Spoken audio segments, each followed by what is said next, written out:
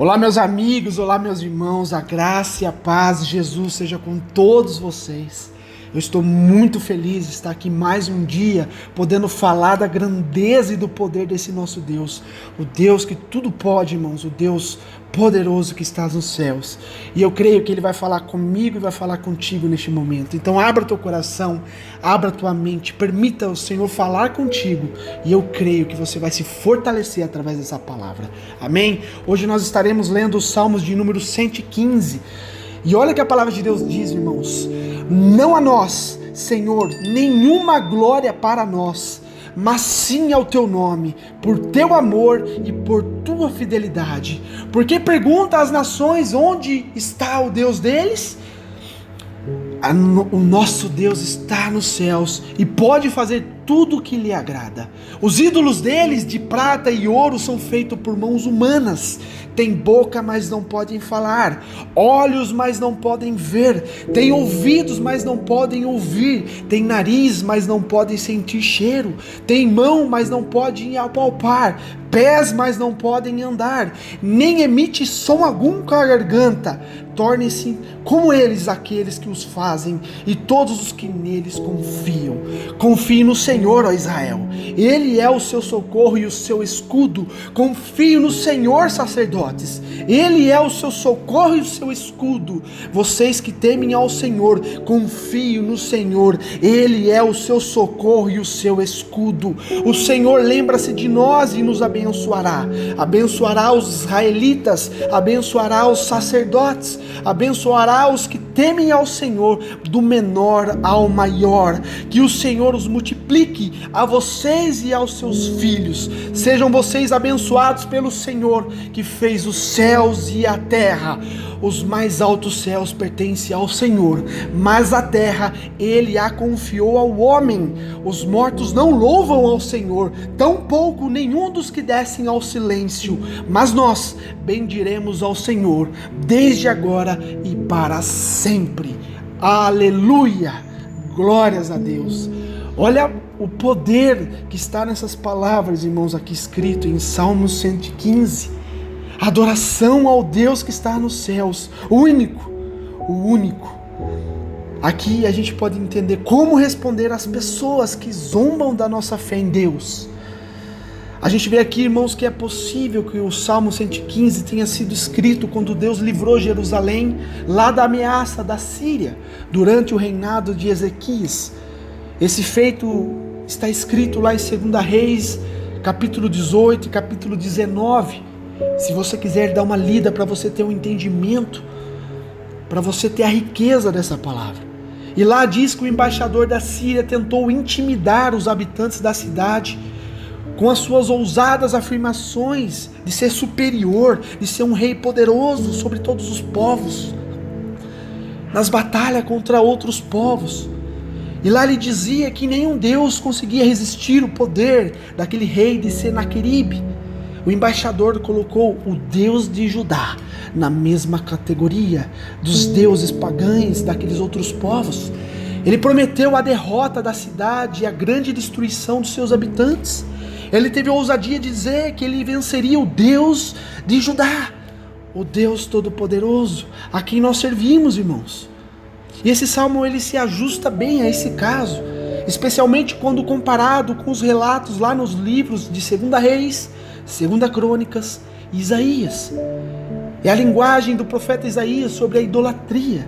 Se você quiser dar uma lida, leia em Isaías 44, a partir do 9, que fala sobre a idolatria. E esse salmo também diz explicitamente, irmãos. O Salmo 115 é um hino de louvor ao nosso Deus, iniciando e encerrando com a expressão de adoração ao Deus Altíssimo. Esse cântico aqui focaliza a diferença entre o povo de Deus e os outros povos, no ponto fundamental, irmãos, da sua distinção, os objetos da sua fé. Aqui as nações, eles adoravam os deuses mitológicos, deuses que o ser humano inventa pelas suas mãos. O ser humano cria uma imagem, coloca um nome de uma pessoa que viveu, ou até pessoas, seres que nem existem, e as pessoas começam a adorar. começa a se prostrar, a pedir ajuda.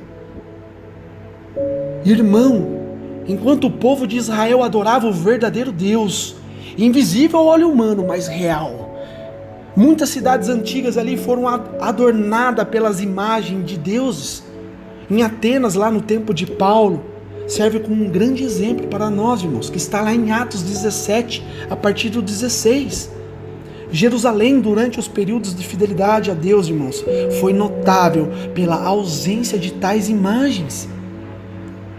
Um visitante que não conhecia a religião dos judeus, irmãos, poderia estranhar observando a falta de imagens religiosas e perguntar sobre os hebreus: ei, aonde está o Deus deles? Não existe imagem nenhuma, o que eles adoram?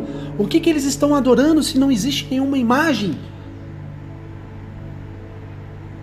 Irmãos, olha o que o salmista diz: tem boca, mas não fala, tem olhos, mas não vê, tem ouvidos, mas não ouve, tem nariz, mas não pode sentir cheiro, tem pés, mas não anda, tem garganta, mas não fala. Essas imagens não podem fazer nada.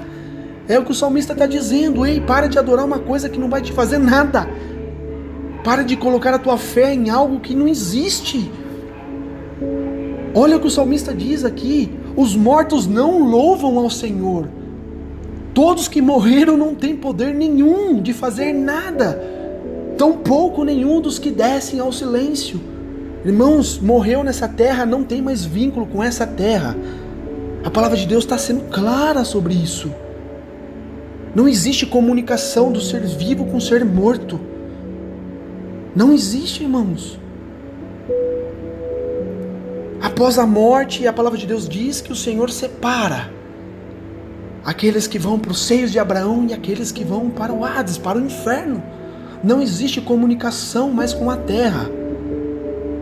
Todos os seres que passaram nessa terra não têm mais comunicação com o ser humano. Não tem poder nenhum de poder ajudar o ser humano, a não ser o Deus de Israel, ao Deus Todo-Poderoso. Somente Ele tem o poder. E aqui o salmista, ele não hesita em responder: no céu está o nosso Deus e tudo faz como lhe agrada. Aqui a sua resposta não vem em um tom de defesa ou dúvida, irmãos, pois logo aqui ele acrescenta uma série de crítica, mostrando a loucura da idolatria que eu acabei de falar aqui para vocês. Ele diz que é uma loucura, é uma idolatria louca. E as nações ali questionaram a fé de Judá, um povo que confiava no Criador do mundo, no Deus de Judá, enquanto as outras pessoas, outros povos adoravam em objetos impotentes e inúteis, feitos com as suas próprias mãos. E ele dizia: loucura, isso é loucura. E o autor aqui termina essa crítica, irmãos, com um aviso sombrio: tornem-se semelhantes a eles os que os fazem e quantos neles confiam. Quem adora a nada se torna em nada. Era isso que o salmista estava querendo dizer para aquele povo. Em contraste com a religião vã das outras nações, irmãos, a fé de Israel tinha fundamento sólido, motivo de confiança diante das ameaças dos inimigos. Nos próximos 3 versos aqui a gente vê que ele repete um refrão de confiança na proteção de Deus, na proteção divina. Olha o que ele diz: Israel confia no Senhor, Ele é o seu amparo, Ele é o seu escudo. A casa de Arão confia no Senhor, Ele é o seu amparo e o seu escudo. Confiam no Senhor os que o temem ao Senhor, e Ele é o seu amparo e o seu escudo. Ele reforça, irmão, várias vezes: o Senhor é o nosso amparo e é o nosso escudo. É nele que nós temos que colocar a nossa fé, a nossa confiança. E essa confiança aqui se baseia nas bênçãos que Deus havia dado para Israel. Ele está dizendo no verso 12 e no verso 13, fatos aqui que sustentam a esperança da continuação do favor divino. Homens podem se gabar do seu domínio sobre a terra, irmãos, como fez aquele rei Senaqueribe, mas os céus pertencem a Deus, somente a Deus, não pertence a nada mais além de Deus. A Ele é o poder, a glória e a honra, irmãos. Ninguém tem o poder de Deus. Ser humano nenhum, anjo nenhum, nada pode responder por si próprio. Nada pode. Tudo vem de Deus, irmãos. Por isso que a nossa adoração tem que ser reta, a Deus. Se esse salmo aqui, irmãos, fala do livramento de Jerusalém em 701 anos antes de Cristo, como alguns estudiosos sugerem, nós podemos imaginar, irmãos, que esses últimos 2 versos aqui como uma reflexão de vitória do povo protegido de Deus. Aqueles soldados assírios mortos não louvavam a Deus em vida e não havia mais oportunidade para honrá-lo depois de morrerem. Mas os fiéis de Israel, irmãos, porém, adorariam o Senhor para sempre. E Ele nos deixa esse ensinamento, irmãos, que nós venhamos adorar o Senhor para sempre. Para sempre, irmãos. O nosso Deus é digno de toda honra, toda glória e todo poder. Feliz aquele, irmão, bem-aventurado aquele que se prostra ao Senhor Deus. Clama pela tua misericórdia, clama pelo teu socorro, e o Senhor ouve, irmãos, e socorre o teu povo, e abençoa o teu povo, assim como Ele abençoou a Judá, assim como Ele protegeu a Israel. Irmãos, entenda a palavra de Deus. Isso está escrito na palavra de Deus. Eu não estou inventando nada. Eu simplesmente estou transmitindo o que a palavra de Deus está dizendo. Creia no Senhor, no Deus que está nos céus. A Ele, somente a Ele, toda a honra, toda a glória e todo o louvor. Que Deus te abençoe, que você possa meditar nessa palavra. E eu creio que o Espírito Santo vai testificar dentro de você, se você colocar o teu coração na palavra do Senhor.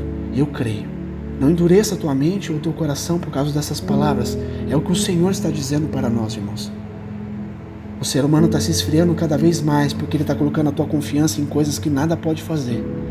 Mas quando uma nação, um povo, começa a clamar ao Senhor, começa a clamar ao Deus Todo-Poderoso, aquele único que pode fazer algo por nós, certamente o Senhor vai nos abençoar e vai nos salvar. Por isso, irmãos, creia, confie no Senhor, coloque a tua esperança no Senhor, e o Senhor vai te abençoar e vai te socorrer. Amém? Que Deus te abençoe. Eu sou o evangelista Fábio Palini. Essa é a palavra de Deus ao seu coração no dia de hoje, irmãos. Creia. Entra aqui na página, curta a página, transmita essa palavra para as pessoas. Muitas pessoas precisam ouvir essa palavra. Amém? Que Deus te abençoe. Que Deus te ilumine cada dia mais.